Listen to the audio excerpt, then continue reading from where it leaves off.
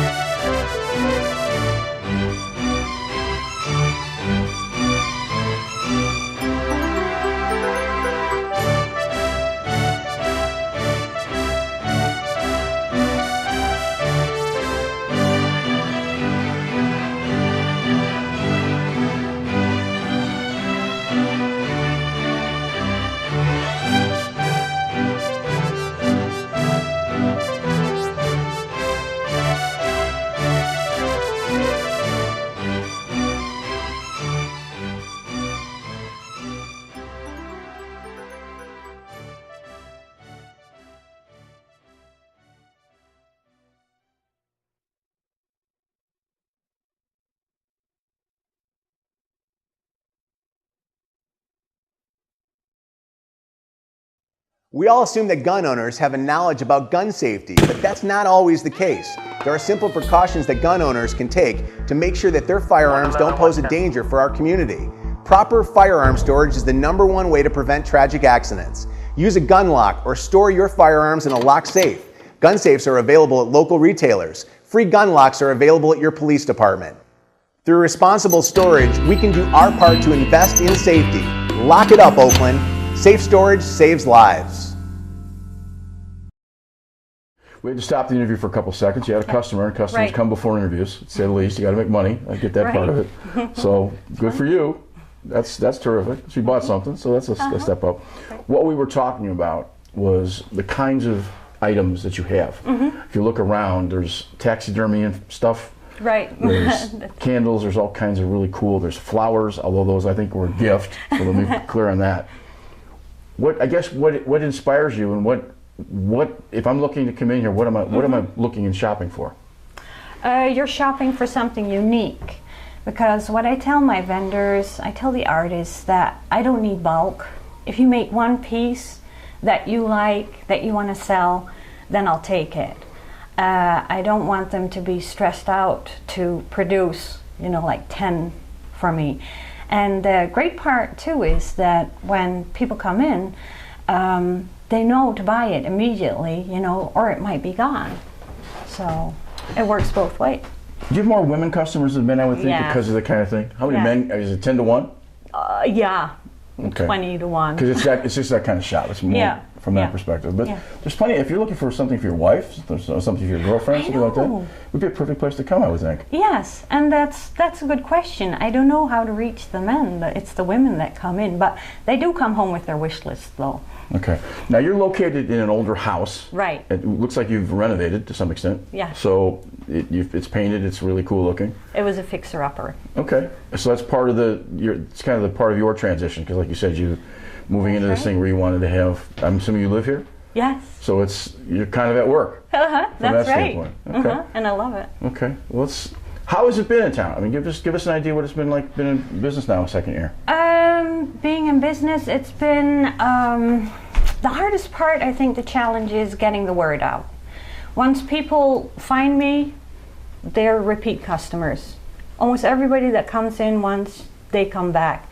But it's finding more people, and I must say I was surprised about how many people I get from farther away, like Lake Orion. I go like, how do they find me? And then somebody from Ortonville might come in and say, gosh, you've been here for 2 years? I didn't know. Where do you see your merchandise? Where is there any particular where it's going, or? Because I know it's you got a variety of things. So is in this artisan world, is there something that's becoming more popular than other things? Just as a trend? Oh yeah, the macrame is really in right. Well, we can't walk over there. Can I? Sure.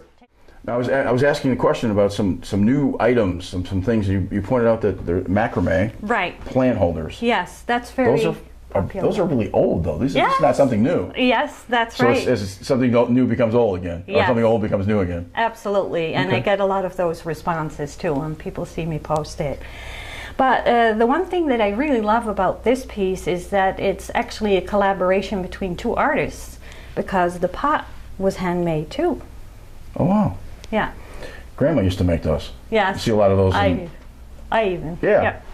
That's Are things moving in a plant direction too as well? You don't sell plants, but with the vases that you have and things of that nature, can you use a lot of that for those kinds of things?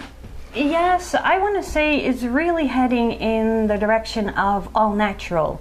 Like the materials in this hanger, it's 100% cotton that was used. In a lot of other products, people are really looking for all natural. They're more aware of their health. That's why I also have a collection of body products that are going really well. Essential oils are very popular right now, making blends. They don't make unessential oils, do they? That's a joke.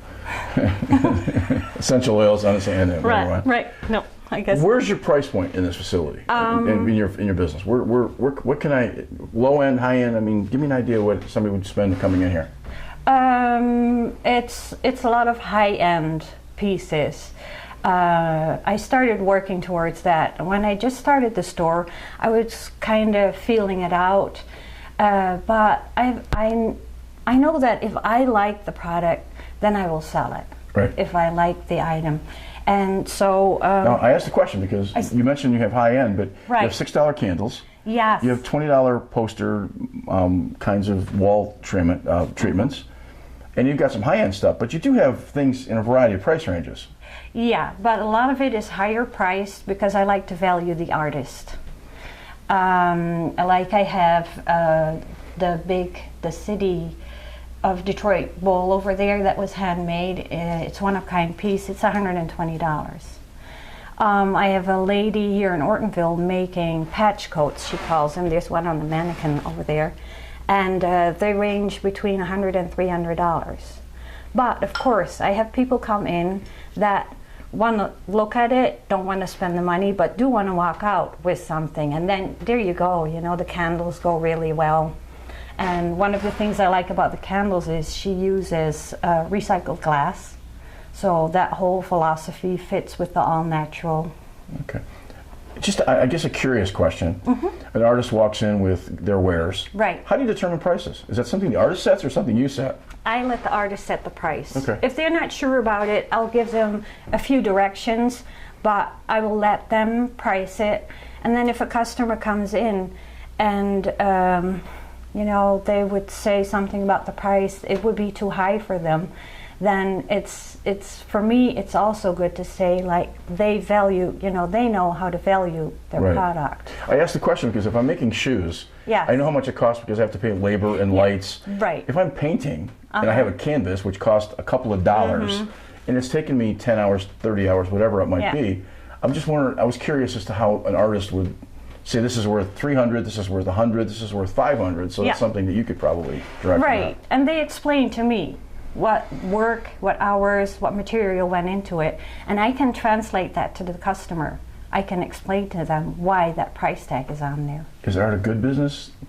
From a Art, I no, wouldn't what I think. found out, art is not a good business unless it's, unless you can use it, unless it's practical. So if you have a painting, that won't go, but if you make a postcard or put it on a mug or on a bag, then people will,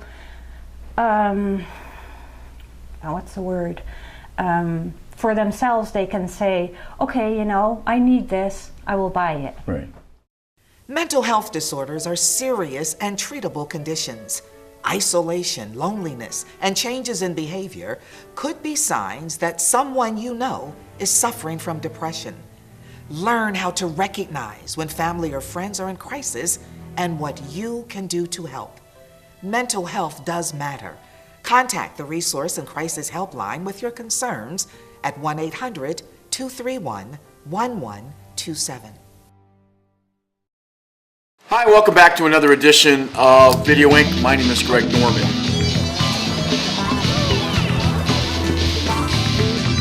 We want to bring you today a story that I think will warm your hearts for the holiday season.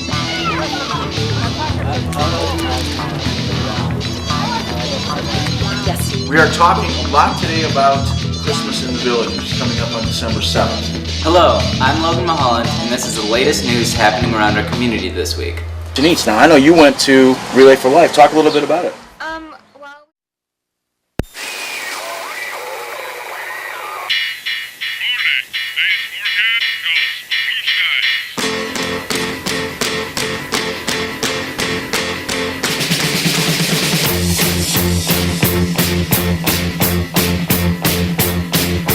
Sun is shining in the sky.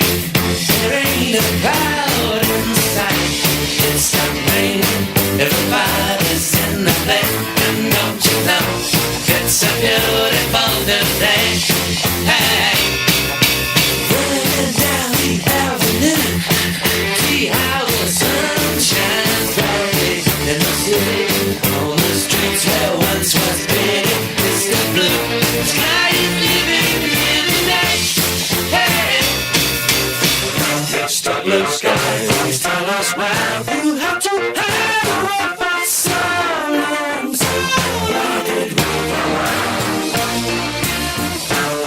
blue sky. Please tell us why you had to hide away for so long. Why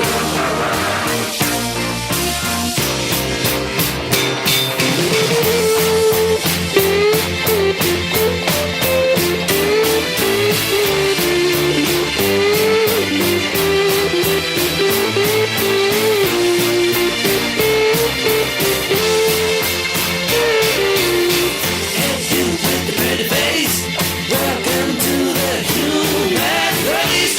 celebration, the blue skies up there waiting, and today is the day we've waited for.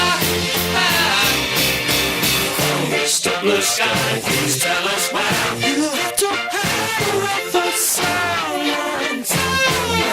I'm Gabby Moore. Welcome to Brandon Penning. Thank you for joining us. Today we have breaking news. It's a place to be with you. Look around, see what you do. I noticed that with the customer that you had in here that we cut the interview for a couple Yeah. of seconds, she was in here for quite a while. And I would think with women customers in this kind of shop, you get a lot of lingering because there's so many things to see. Right. And I think that would be part of the process. So it keeps folks. I'm just amazed at how much stuff is in here. I'm guessing there's about 500 square feet in this area. Now you did something interesting too, and we probably will get a shot of it later. You have some AstroTurf and some picnic tables out on the street in the parking areas. Yes. I'm curious what the thought idea was.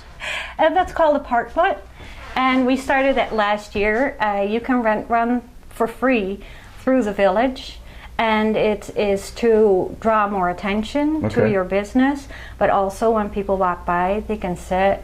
So you're actually Okay. renting the parking spot to some extent, right? Because that's where a car would go. Yes, that's right. Okay. I hadn't seen that before. I thought it was kind of cool. There's the only okay. one in town. So Yeah, well, it worked great last night, and we had the colorful umbrellas on it, and yeah, it makes people slow down. when you first drive by, you think, why would I sit in the street on a picnic table? But that Yeah. makes perfect sense from yeah. that perspective. So Yeah, and we had live music last night too, so it's nice to sit. you had a guitar player, if I'm not mistaken, correct? Yeah, Eddie Joseph was here. He played guitar, and I also had Lady Doris here. She's a local, and she played on her harp, which was really special. No doubt. Yes. What don't we know? What questions have I not asked you about your facility, about your business? Not sure? I don't know. Yeah, Okay. you highlighted a lot. Okay. And I guess I want to say, when I started the business, it was out of a need, and through the whole process, I found out that I'm really enjoying what I'm doing. Every day, it's exciting when I open up the door. I don't know who's going to come in with what kind of story. It could be a customer, just wanting to talk. You have a social position too, or a new vendor, a new artist, and what they're coming in with. I just love it. I love what I'm doing. And I guess my last question is talk briefly about what it's like doing business in Ortonville. It's been a good experience, I think. Business in Ortonville is very challenging because, yes, a lot of traffic drives through, but they drive through. If I would be on Mill Street, it would be a little easier because you have more walking traffic. And we're off of M15. A lot of people, I hear, they don't even know that there's a downtown Ortonville. But the upside is you're here 2 years. So you're celebrating your second Right. anniversary. So from that Right. perspective, I think Yes. it's been successful. Yes, absolutely, and it helps to have 2 doors down, South Street consignment. Having her here, that draws, if you have more stores. And next door, the Skeleton Key is opening up next month, so we'll have 3 businesses in a row, and that'll give people more of an incentive to come Okay. and shop. Days you're open? Tuesday through Friday from 10 to 6, Saturday 10 to 4, Sunday I'm closed, and Monday by chance. Okay. And if anybody wants to get a hold of you, the phone number is 248. 627-3671. Okay, and we'll put that up on the back of the screen a little bit to make sure they get that information. Great. And appreciate your time. I appreciate you. Thank you very much.